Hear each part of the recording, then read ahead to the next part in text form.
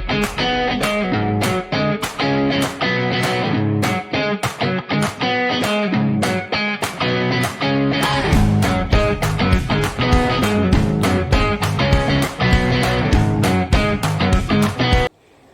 semuanya, perkenalkan nama aku Nafisa Zahra. Jadi di sini aku mau ngejelasin tentang Kutubut Tis'ah. Sebelumnya, teman-teman pernah dengar gak sih istilah Kutubut Tis'ah itu apa? Ya, Kutubut Tis'ah adalah kumpulan 9 kitab hadis yang berisi kumpulan hadis yang sah untuk dijadikan hujah. Nah, istilah ini berasal dari kata kitab yang artinya kitab dan Tis'ah yang artinya 9. Kitab-kitab tersebut berisi hadis yang terkandung dalam Kutubut Tis'ah dengan kualitas tinggi dan tidak diragukan. Sebagian ulama menulis karya berupa syarah dan taklid terkait kitab-kitab tersebut. Ulama juga mengkaji sanad sahihnya dan isi kandungan dari kitab-kitab tersebut. Next. Jadi di sini saya akan memberikan sedikit informasi tentang biografi Imam Bukhari. Abu Abdillah Muhammad bin Ismail al-Bukhari lahir di Bukhara 13 Syawal 194 Hijriah atau 21 Juli 810 Masehi. Sahih Bukhari merupakan kitab koleksi hadis yang disusun oleh Imam Bukhari yang hidup di antara 194 hingga 256 Hijriah. Kitab ini dikenal juga dengan Al-Jami, Al-Musnad As-Sahih, Al-Mukhtasar. Kitab Sahih Bukhari memuat hadis-hadis sahih tentang hukum, keutamaan amal, etika pergaulan, sejarah, dan berita tentang kejadian-kejadian di masa mendatang.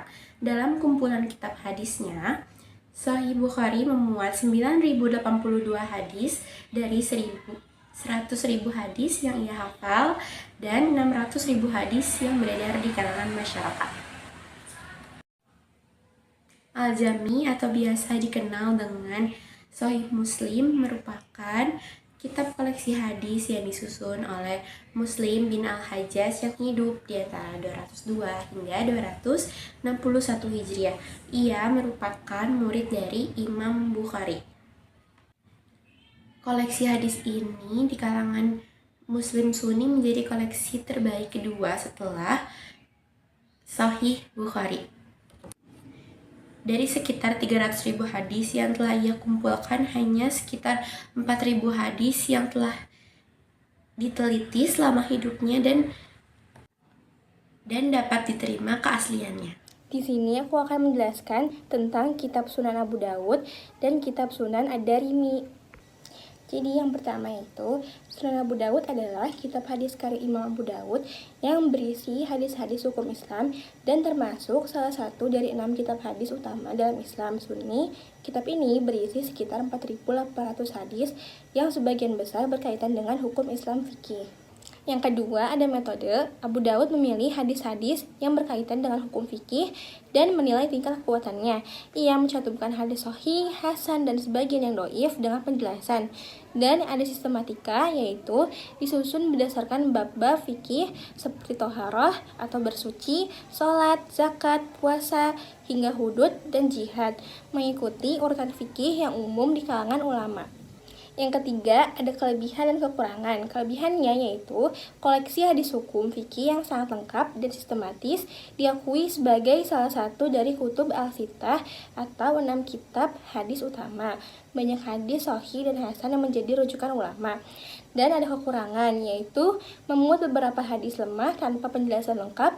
Tidak semua sanad hadis ditelaah secara rinci, fokus hanya pada hadis yang berkaitan dengan hukum sehingga hadis non-fikih sedikit. Latar belakang penyusunan kitab Sunan At-Tirmizi. Jadi awalnya bernama Kitab Jami' As-Shahih, kemudian berganti nama menjadi Kitab At-Tirmizi karena beberapa ulama berpendapat bahwa Kitab Jami' As-Shahih ini hanya diperuntukkan untuk hadis-hadis yang sahih, sedangkan hadis At-Tirmizi ini memuat beberapa hadis yang tidak sahih, yaitu mauquf, maqtu, mu'allal, doif, bahkan mungkar. Jadi dinamakan At-Tirmizi. Nah, penyusun dari kitab ini adalah Imam At-Tirmizi. Hadis ini berisikan 376 bab dan 3.956 hadis, serta terbagi menjadi 5 juz. 5 metode penyusunan kitab Sunan At-Tirmizi. Yang pertama disusun berdasarkan bab fikih, yang kedua menjelaskan kualitas hadis, hadis itu sahih, dhaif atau hasan. Lalu yang ketiga menyebut pendapat ulama. Yang keempat komentar sanad dan isi hadis. Yang kelima bahasanya ringkas dan mudah dipahami. Nah, selanjutnya ada materi tentang latar belakang kitab An-Nasai. Salah satu dari 6 kitab hadis utama dalam tradisi Islam Sunni yang dikenal sebagai Kutubut Tis'ah. Kitab ini disusun oleh Imam Ahmad bin Su'bah An-Nasai pada 214 sampai 303 Hijriah. Seorang ulama hadis besar ini yang sangat diteliti dan ketat. Nah, itu langsung ada ciri khas dan keistimewaannya, yaitu yang pertama kualitas hadis. Nah, kualitas hadis ini, kitab ini tergolong sahih dan kuat sanadnya. Yang kedua ada metode penyusunan. Dalam metode penyusunan ini disusun dengan sistematika yang rapi berdasarkan bab fikih. Yang ketiga ada fokus. Nah, fokus ini di dalamnya memuat hadis-hadis yang berkaitan dengan hukum Islam dan praktik ibadah. Yang keempat ada pengaruh, yaitu di dalamnya dianggap sebagai kitab hadis yang sangat penting dan banyak dirujuk oleh para ulama fikih dan hadis. Nah, setelah dari situ di sini tuh bagian ini ada hadis tentang akidah ibadah. Nah, isinya ada sholat, puasa, sama zakat dan haji. Terus ada hadis tentang muamalah, yaitu isinya interaksi sosial dan ekonomi. Setelah itu ada hadis tentang akhlak dan adab. Selanjutnya ada hadis tentang hukum jinayah atau pidana. Dan kelebihan pada kitab Sunan An-Nasai ini. Yang pertama, kelebihannya yaitu seleksi hadis yang sangat ketat. Yang kedua, yaitu kitab ini disusun secara teratur berdasarkan bab-bab fikih dan praktik ibadah.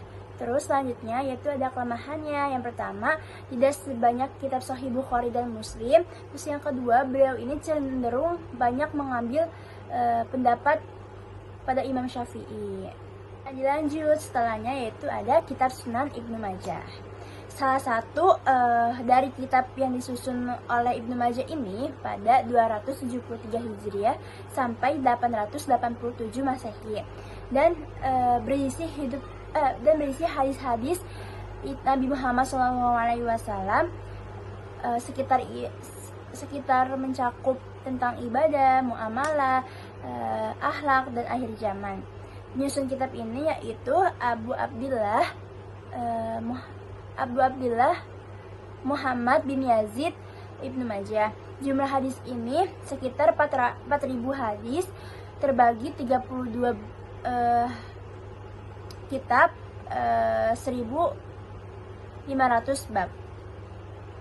Nah, selanjutnya ada metode dan sistematikanya. Para ulama menduga bahwa kitab ini hadis yang dikarang oleh Ibnu Majah disusun berdasarkan masalah hukum. Beliau ini memasukkan masalah-masalahnya, diantaranya tentang masalah juhud, tafsir, dan sebagainya. Menurut ulama Fuad Abdul Baqi, hadis yang terdapat dalam kitab Sunan Ibnu Majah ini terdapat 4.341 hadis. Terus yang terbagi kualifikasinya 37 kitab dan 1.515 bab.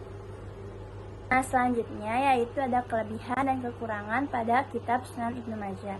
Yaitu yang pertama, kelebihannya yaitu keunggulan kitab-kitab terletak pada cara pengemasannya. Terus yang kedua yaitu memuat hadis-hadis yang tidak ditemukan dalam kutub al-khamsah. Terus selanjutnya yaitu kelemahannya yang pertama, minimnya informasi atas hadis-hadis yang nilai doif dan maudhu. Terus yang kedua yaitu perlu penelitian lebih lanjut dan lebih jauh atas hadis-hadis yang dinilai doif. Nah, jadi di sini aku ingin menjelaskan macam kutubut tis'ah yang ketujuh, yaitu Musnad Ahmad. Pertama-tama, aku akan menjelaskan latar belakang penulisan kitab Musnad Ahmad. Sebelumnya, kitab Musnad ini berbeda dengan kitab-kitab Sahih lainnya, karena kitab Musnad merupakan suatu kitab yang disusun berdasarkan nama-nama para sahabat periwayatan hadis, dan didasarkannya pula berdasarkan yang pertama sahabat yang memeluk Islam pertama kali, dan yang kedua jaminan surga, dan yang terakhir itu sesuai alfabetnya. Kitab ini disusun oleh Imam Ahmad bin Hanbal pada abad ketiga Hijriah. Fun fact-nya, kitab ini sangat populer dan isinya yang memadai. Di dalamnya terdapat 40.000 hadis dengan 10.000 kali pengulangan. Pada saat itu, terjadi seleksi ketat terhadap perkumpulan hadis-hadis sesuai penyusunannya, karena agar tidak terjadinya mursal ataupun mauquf. Dan hadis ini pun tidak termasuk kategori tersebut, walaupun ada sedikit di dalamnya. Di dalam hadis ini tidak sepenuhnya diriwayatkan oleh Imam Ahmad, melainkan dengan putranya bernama Abdullah dan Abu Bakar Al-Qat'i. Yang kedua, aku akan menjelaskan metode penyusunan kitab Musnad Ahmad.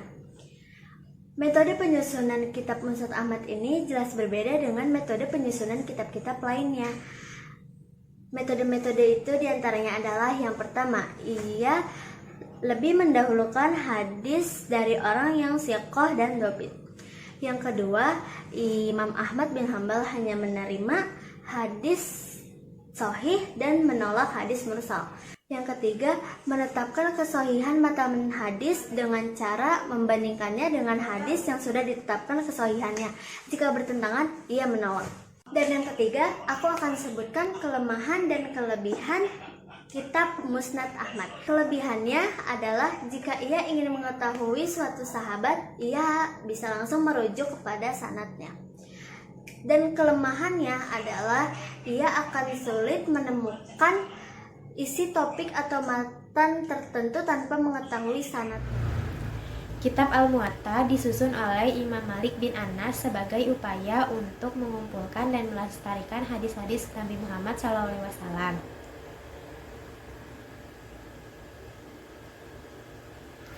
Latar belakang disusunnya kitab Al-Muwatta adalah karena kondisi dan politik. Belakang disusunnya kitab Al-Muwatta adalah karena kondisi politik dan sosial pada saat itu yang beragam, serta keinginan untuk memberi rujukan hukum Islam yang lebih teratur dan terpercaya.